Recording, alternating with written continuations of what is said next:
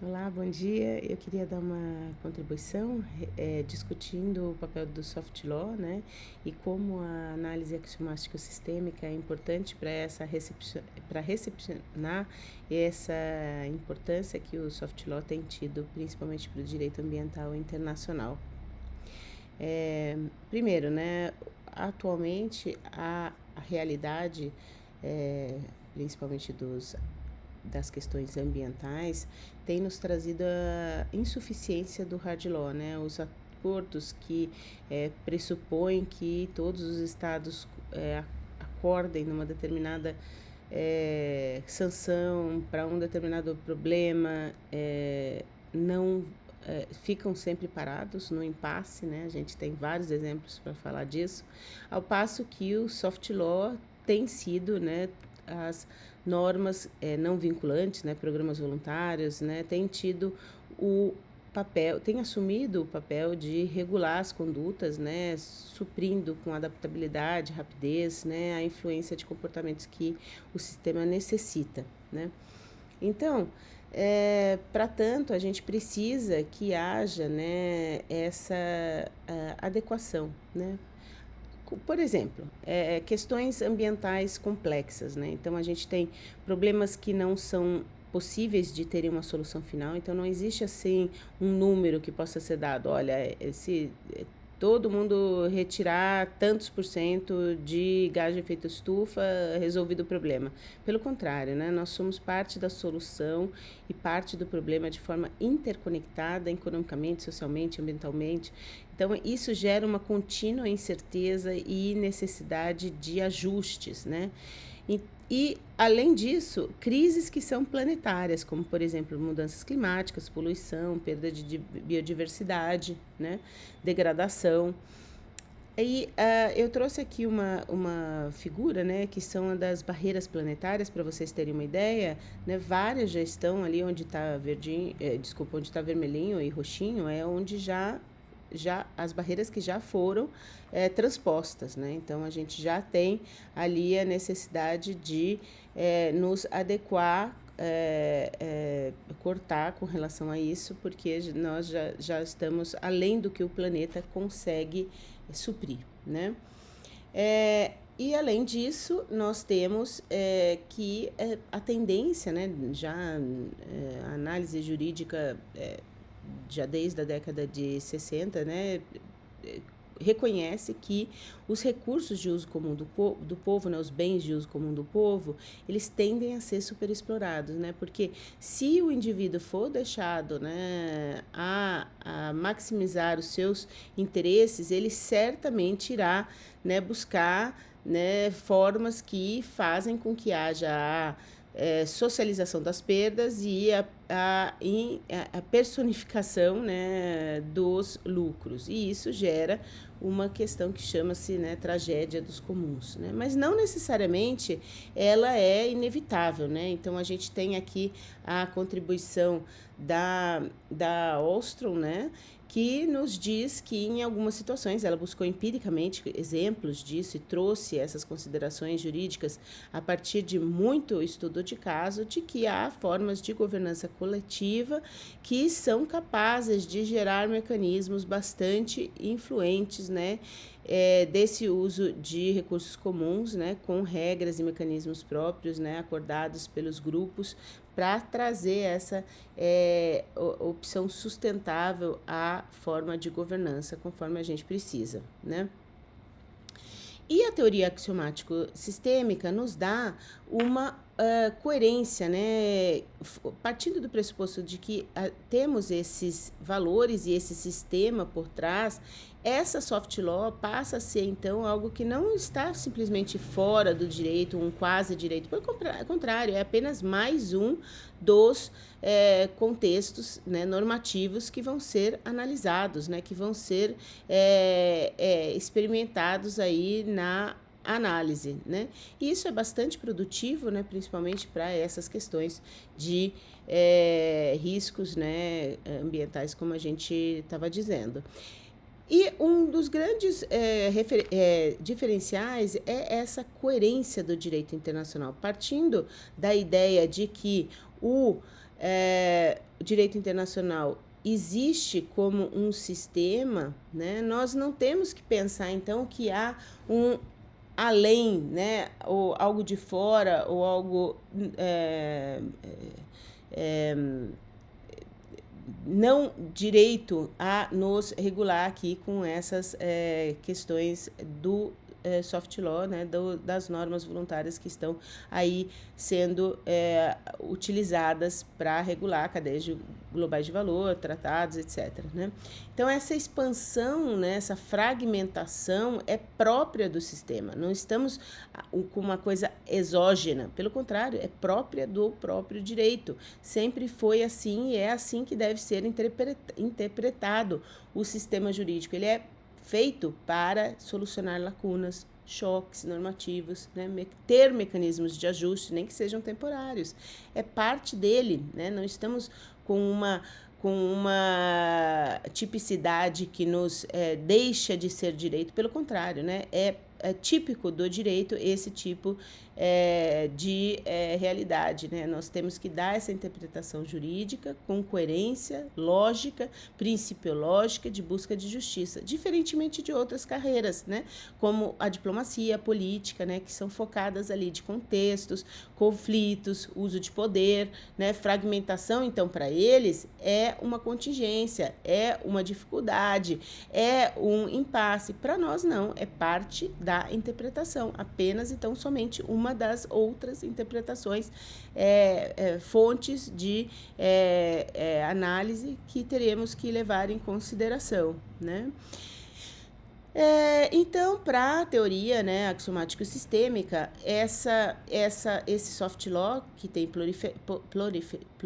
proliferado é apenas um elemento a mais a ser analisado, né? Elas têm compatibilidade, né, intrínseca com os princípios, com o resto do ordenamento. Ela pode sim orientar condutas, como tem ocorrido, né? E vão ser coerentes com o objetivo jurídico de busca de justiça, né?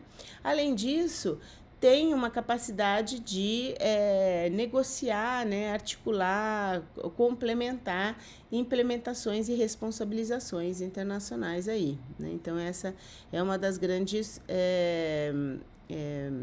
questões aí que a gente pode trazer, né? Então,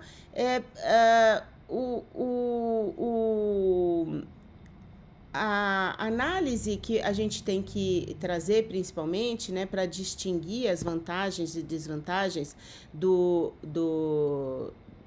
da análise das regras voluntárias, é a clareza de que, por mais que elas sejam úteis, né, elas vão enfrentar naturalmente as suas limitações, né? Então, não adianta a gente prever, né, ter essa questão sistêmica se a gente não analisar como elas vão interagir com o contexto geral, né? Então, bastante clareza a gente precisa ter, né? Que, por um lado, elas aumentam a participação, países que não fariam parte desse acordo passam a fazer se for voluntário, né?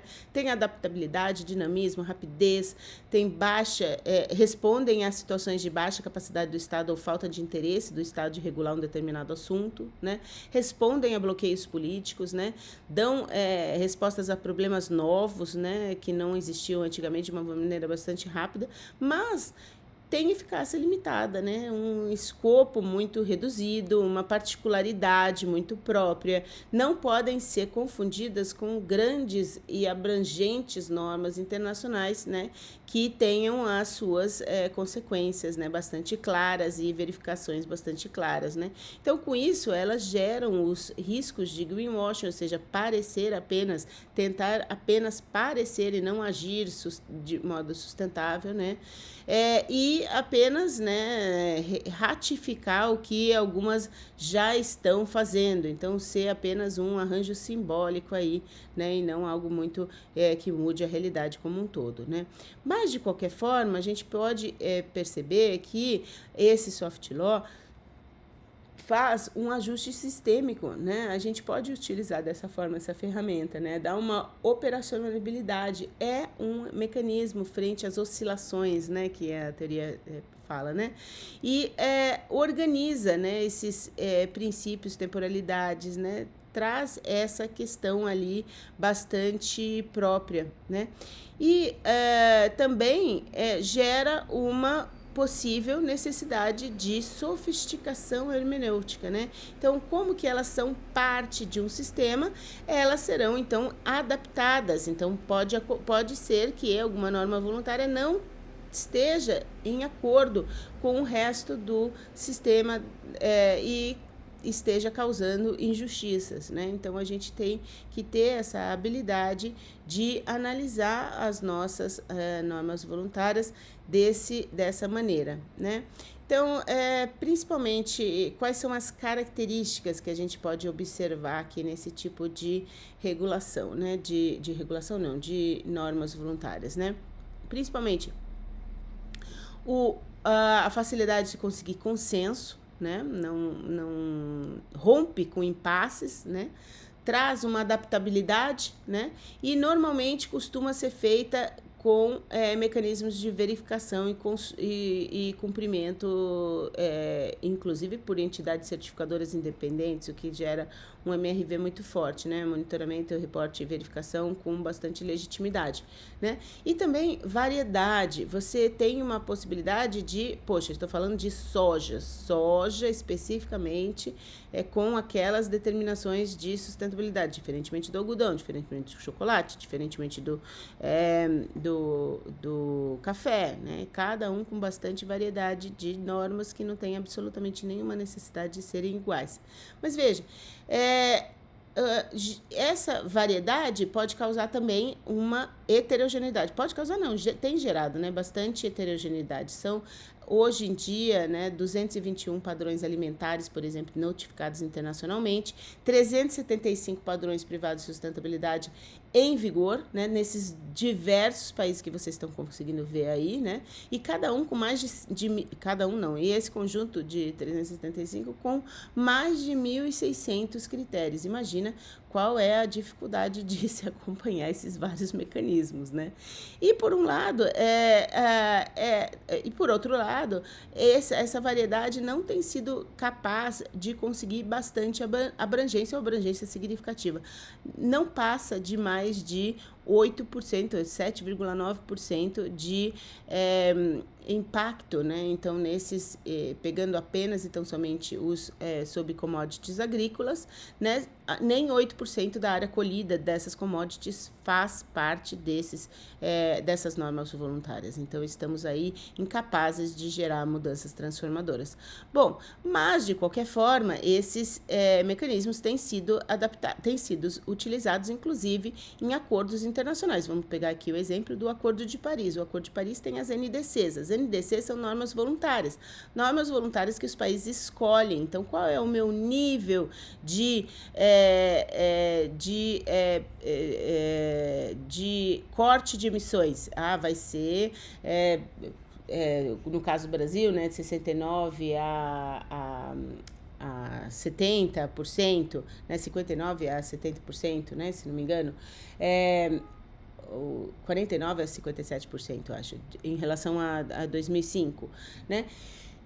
Bom, poderia ter sido outro número. O que o fez esse país adaptar para essa coisa? Bom, questões de interesse nacional. Ele faz essa escolha, né? Mais uma vez, escolhida essa NDC, esses países vão ser obrigados a uma moldura procedimental juridicamente vinculante de progressão, por exemplo. Então, daqui 2 anos vão ter de novamente revisar essas NDCs, colocar outro nível de ambição, né, e dar transparência, comprovar que está sendo sequestrado e emitido, né, mostrar esses números à comunidade internacional. Isso por si só já gera uma questão de cumprimento, né, esse ato de registro e documentação já gera em si uma questão de governança, o que é produtivo na conduta, né, porque esse maior nível de transparência causa não só diante da comunidade internacional, mas frente aos próprios integrantes daquele país, a capacidade de articular, né, medidas, né, de acordo com aquele nível de ambição comprometido pelo país. Então, estamos suficientemente fazendo o que nos comprometemos, né? Essa transparência já tem por si só uma finalidade bastante útil. E também outras formas de regulação têm recepcionado essas normas voluntárias, como, por exemplo, a regulamentação europeia, que trazem alguns exemplos, como o UDR, CBAM, o da devida diligência e o dos passaportes digitais de produto, a capacidade de você ter de comprovar cumprimento para ser admitido no determinado mercado, né, do mercado comum europeu, né? Então, você tem que comprovar. E como você vai comprovar? Com esses mecanismos voluntários via de regra, né? Então, a teoria axiomático-sistêmica, por recepcionar esse tipo de normas voluntárias, é bastante produtiva, né, para que seja, para que avance, né, o direito internacional, né, e que a gente saia daquele derrotismo cético, né, de que não estamos tendo sucesso, quando na verdade estamos tendo sucesso sim, mas com medidas, né, voluntárias, temporárias, sendo construídas com bastante particularidade em determinados sistemas, né, mas que conseguem, né, trazer, ou que devem conseguir, ou se não conseguirem, a gente tem que fazer com que eles tendam a conseguir, né, fazer essa adequação sistêmica do direito, né, para que a gente interprete todo esse conjunto de normas, né, que estão condicionando as condutas humanas atualmente de uma maneira mais fluida, né, garantindo princípios como, por exemplo, prevenção, precaução, justiça intergeracional, né, e isso gerando uma gramática jurídica própria, né, construída, né, ao longo de diversos instrumentos, com diversas fontes, para que a gente consiga essa realidade, né. Então, eu já me despeço, desculpa aí ocupar um pouquinho mais de tempo do que eu tinha prometido. Agradecer aqui aos meus, né, patrocinadores de pesquisa, né, o RCGI, o Cicarbon e o ExpandIG. Tchau, obrigada pessoal, boa manhã para vocês.